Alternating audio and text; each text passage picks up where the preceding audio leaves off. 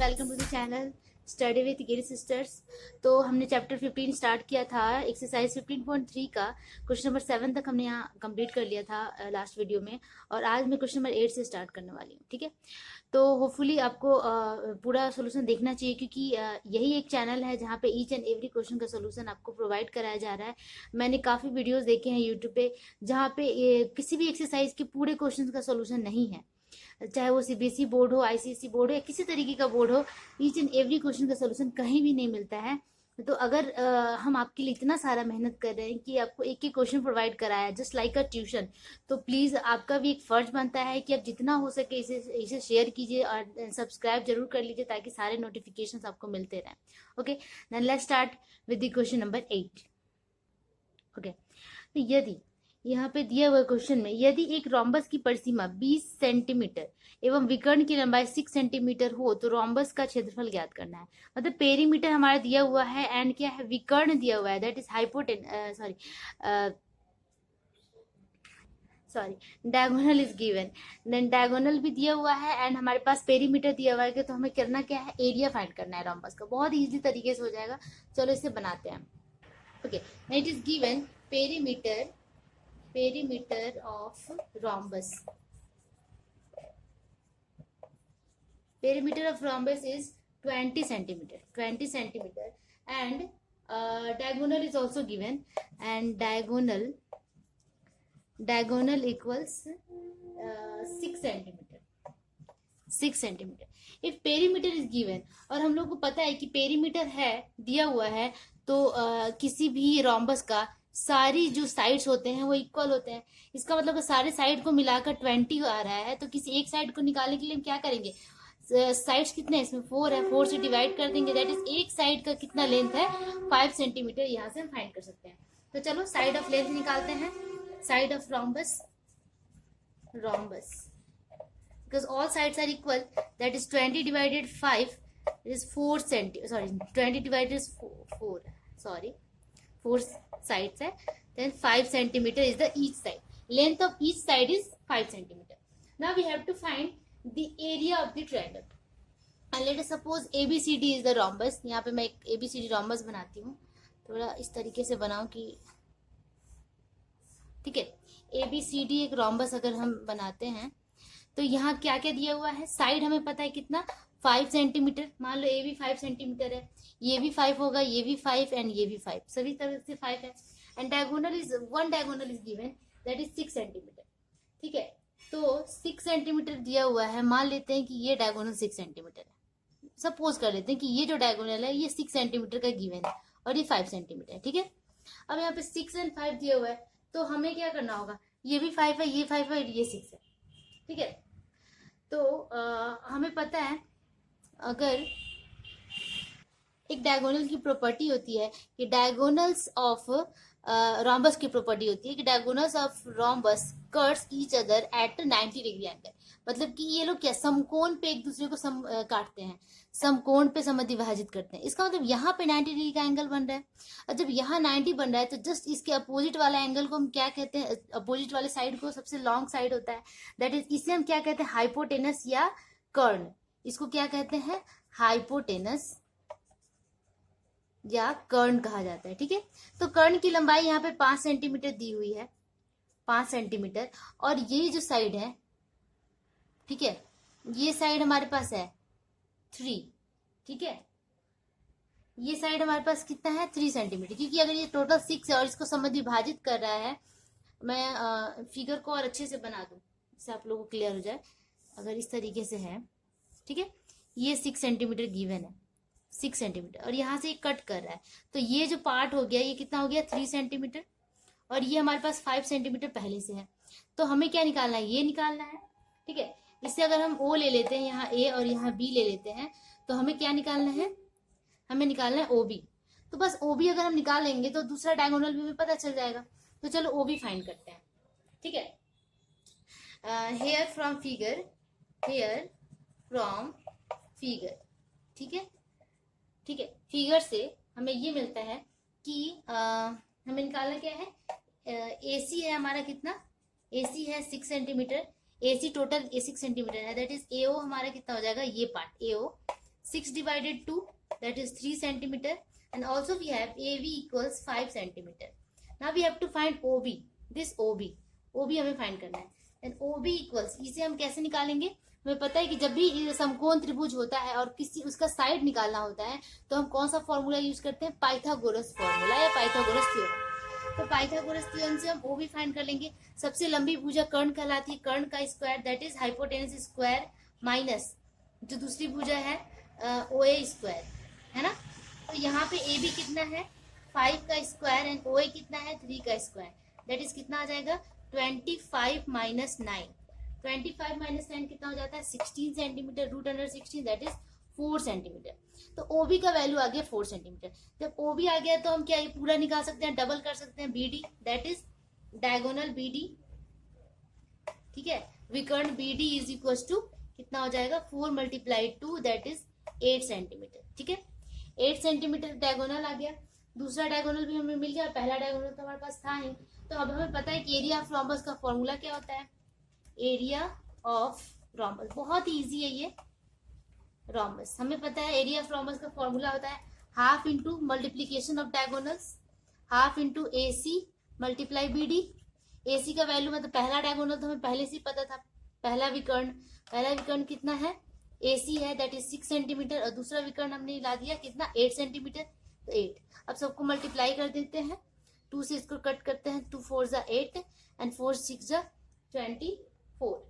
ठीक है, तो 24 square centimetre is the solution of area of the rhombus. ठीक है, तो इसी तरीके से ये क्वेश्चन नंबर 8 आपका कंप्लीट होता है. होप मैंने अपने तरीके से पूरी कोशिश की है. आप इसको 1 से 2 बार देखो और अच्छे से समझ में आएगा. ठीक है, तो चलो अब मूव करते हैं क्वेश्चन नंबर 9 पे. ओके, तो क्वेश्चन नंबर 9 इस तरीके से है. एक ट्रापीजियम आकार के क्षेत्र का क्षेत्रफल 1400 वर्ग डेकामीटर है. ठीक है, मतलब इसका क्षेत्रफल दिया हुआ है, एरिया दिया हुआ है ट्रापीजियम का. इसकी समानांतर भुजाओं के बीच की दूरी 20 डेकामीटर और समानांतर भुजाओं की लंबाई का अनुपात भी दिया हुआ है 3:4 हो. तो दोनों भुजाओं की लंबाई ज्ञात करें. मतलब कि यहाँ पे लंबाई नहीं देकर अनुपात दिया हुआ है, that is ratio is given. And the distance between the two parallel lines is also given 20 decameter. Then we have to find the length, actual length of the trapezium. Then चलो start करते हैं. Okay, then first of all let me draw the figure of trapezium. This is the trapezium. Trapezium का figure क्या होता है? Two sides are parallel and two sides are not parallel. Okay, then let ABCD is the trapezium. And समानांतर भुजा, the distance between the parallel lines is given 20 centimeter. Let this is 20 centimeter. 20 centimeter. Okay, distance. Now we have to find the area. We have to find the actual length of the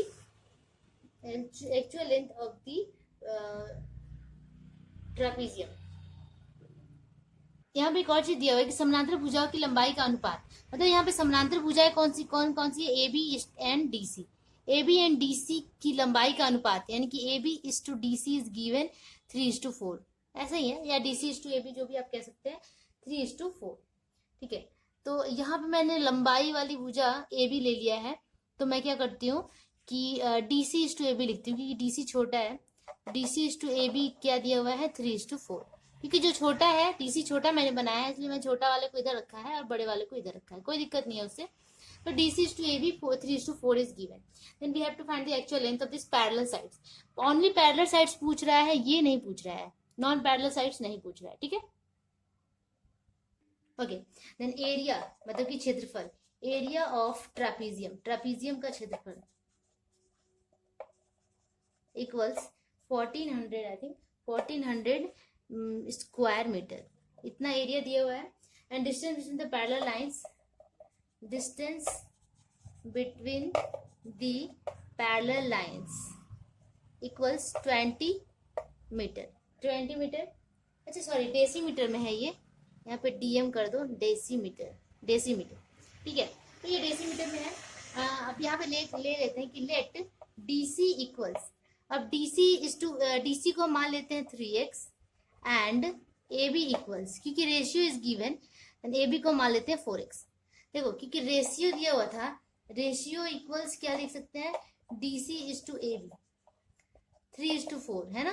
तो इसको मैंने मान लिया क्या. अच्छा, ये line आप पीछे कर देना, ये लाइन आप बाद में भी लिख सकते हो. इसके बाद आप ये लाइन ऐड कर लेना कि DC is equal to 3x and AB 4x, क्योंकि अगर मैंने x और x दोनों तरफ ऐड भी कर लिया तो x और x तो ऐसे भी कट जाना है, ठीक है, इक्वलाइज हो जाएगा। तो यहाँ पे हम रेशियो 3:4 है, तो हम ले सकते हैं कि DC 3x है एंड AB 4x है। ओके, और ये जो पैरेलल साइड का जो डिस्टेंस है उससे हम EF ले लेते हैं, EF, ठीक है, and EF is equal to 20 centimetre, sorry 20 decimetre ही होगा, इसमें भी डेसीमीटर, ठीक है। तो ये सारी चीजें यहाँ पे गिवन है, और हमें क्या करना है, area of trapezium, area of ट्रापीजियम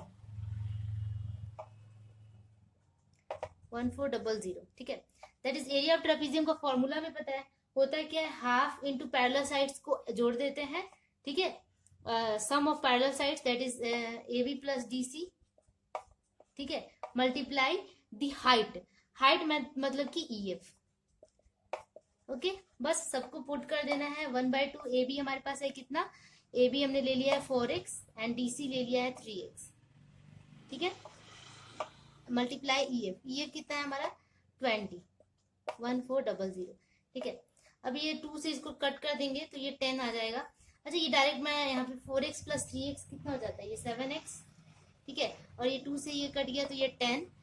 अब 7x इज इक्वल टू हम क्या लिख सकते हैं, ये 10 इधर डिवाइडेड में चला जाएगा, 1400 डिवाइडेड 10 दैट इज कितना आ गया 140, that is x is equal to हम निकाल सकते हैं 140 डिवाइडेड 7 दैट इज 20। x का वैल्यू कितना आ गया 20 डेसीमीटर, ठीक है। अब हमें निकालना है x का, जब वैल्यू निकल गया तो हम इजिली हम पैरेलल साइड्स का लेंथ भी फाइंड कर सकते हैं। Hence the length of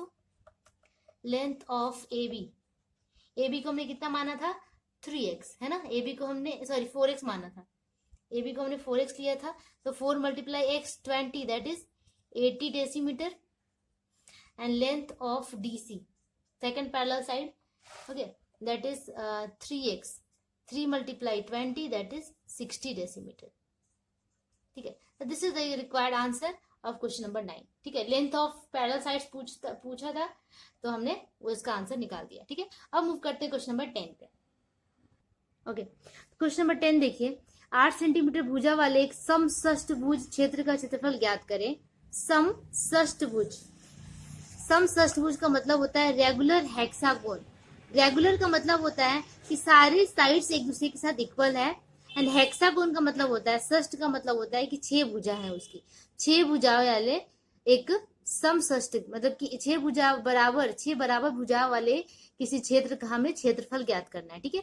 Hindi भी काफी डिफिकल्ट है तो मैं उसको अच्छे से एलिब्रेट कर रही हूँ, और संकेत में दिया हुआ है, हिंट दिया हुआ है कि समषट भुज के विकर्ण खींचने पर 6 सर्वांगसम त्रिभुज मिलते हैं।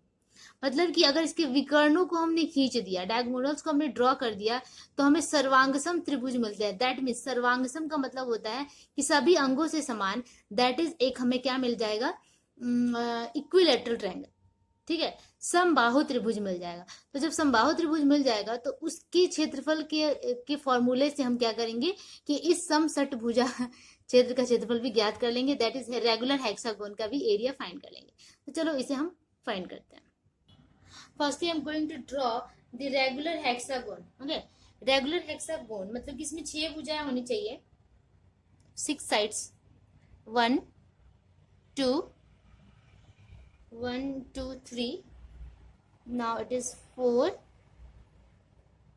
थोड़ा सा तो इधर उधर हो ही जाता है, 4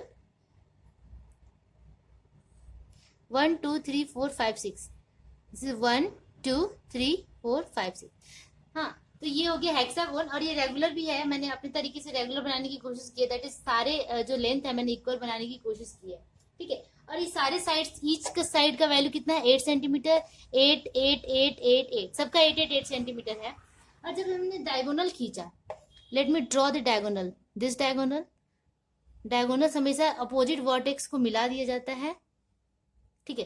तो जब डायगोनल्स हम खींचते हैं तो यहाँ जो ट्रायंगल फॉर्म होता है वो क्या फॉर्म होता है, इक्विलैटरल ट्रायंगल, इक्विलैटरल ट्रायंगल मतलब कि समबाहु त्रिभुज, समबाहु त्रिभुज फॉर्म हुआ। तो समबाहु त्रिभुज फॉर्म हुआ और सबका वैल्यू कितना है 8 8 8 है सेंटीमीटर। तो जब भी समबाहु त्रिभुज फॉर्म होता है तो हम क्या करते हैं, एक भुजा 8 सेंटीमीटर है तो तीनों भुजाएं 8 8 8 होगी। इसका मतलब ये जो समबाहु त्रिभुज अगर हम लेके चलते हैं तो पहले तो इसका हम एरिया निकाल लेते हैं, ठीक है। तो चलो फाइंड करते हैं। सबसे पहले लिखेंगे कि साइड ऑफ रेगुलर या समसेट भुजा आप लिख सकते हो, रेगुलर हेक्सागोन, ठीक है। ये किस तरीके का पॉलीगन है, 6 भुजा वाला है, इसलिए हम इसे कहते हैं हेक्सागोन, ठीक है। तो यहाँ पे साइड दिया हुआ है 8 सेंटीमीटर। नाउ यहाँ पे क्या फॉर्म हो रहा है, equilateral triangles are form, there are 1 2 3 4 5 6। Now by drawing the diagonals, मतलब कि डायगोनल खींचने पर, diagonals, we are finding 6 equilateral triangle here, equilateral triangle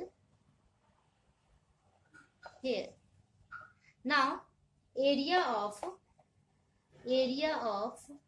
one equilateral triangle,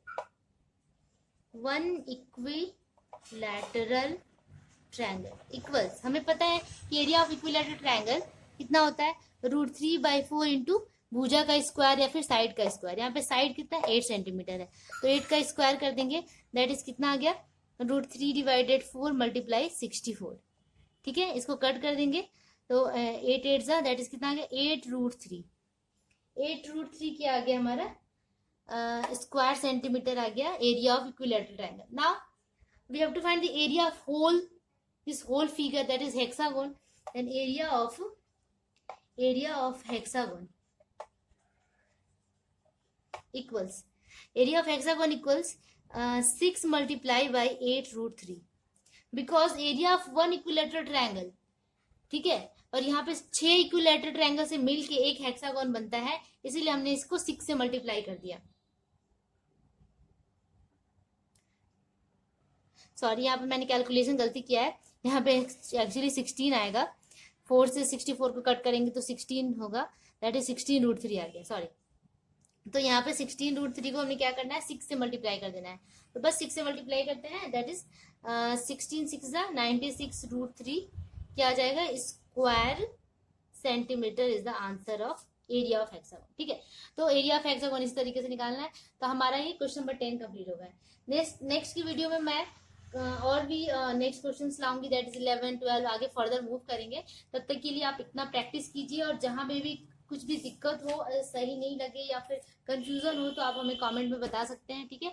और जो इस चैप्टर का रिलेटेड जितने भी वीडियोस हैं उसके लिंक आपको डिस्क्रिप्शन बॉक्स में मिल जाएंगे। होपफुली आपको पसंद आएगा, अगर अच्छा लगे तो प्लीज लाइक जरूर कीजिए एंड मेक श्योर चैनल को सब्सक्राइब भी कर लीजिए। तब तक के लिए keep practising and be safe, bye bye.